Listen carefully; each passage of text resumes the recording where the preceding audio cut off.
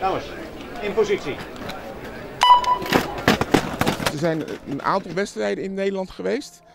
En dit is de finale, dus er zijn ook meer punten te verdienen vanavond voor een klassement. En degene die dus in het klassement bovenaan staat vanavond, die heeft dus de nationale titel over het klassement. Is het nou inline skating of is het skileren? Ik ben van de oude stempel, dus in het spreekgebruik is het nog steeds skileren, maar officieel is het inline skating. En dan wel voor de grote bonden in Europa en de wereld is het inline speedskating.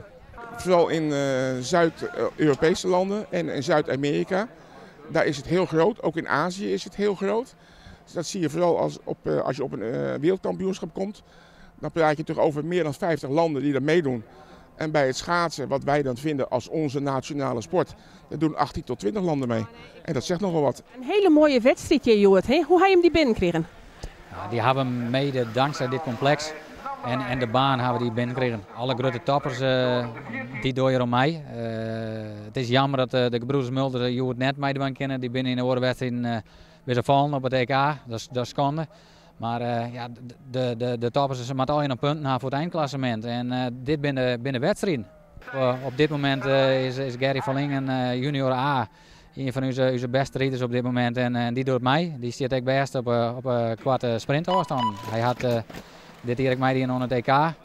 En ja, daar had er individueel ook goede prestatie al zet. Dat is de plaatselijke favoriet hier, hè?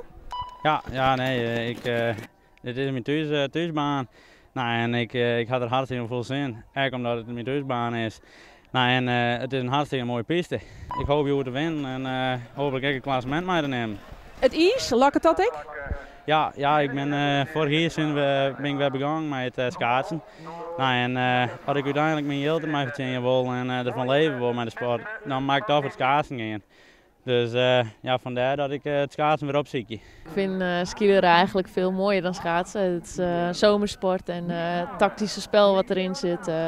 Je hebt alle verschillende afstanden met sprinten en puntenkoers, dat gewoon heel veel dynamiek in de wedstrijden geeft. En, ik vind het gewoon een prachtige sport. Alleen ergens in de organisatie lukt het nog niet om het zo te krijgen dat het ook de aandacht krijgt die het verdient en om Olympisch te worden.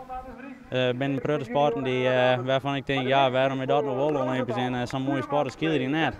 Ja, dat vind ik soms wel een beetje moeilijk. Omdat het niet Olympisch is, krijgt het minder aandacht. Kijk, het lange baanschaatsen in Nederland is enorm groot. En het shorttrack komt nu op, maar is ook jarenlang ondergeschoven kindje geweest. Het kunstrijden krijgt absoluut niet de input en de aandacht die het verdient.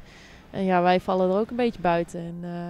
En toch altijd als ik mensen meeneem naar een wedstrijd die nog nooit skileren hebben gezien, vinden ze het altijd mooi. Hier in Nederland is de aandacht er eigenlijk gewoon te weinig aan. In het buitenland is dat heel anders.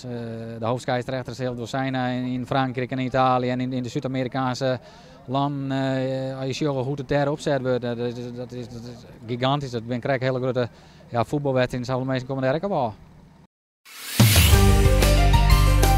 RTV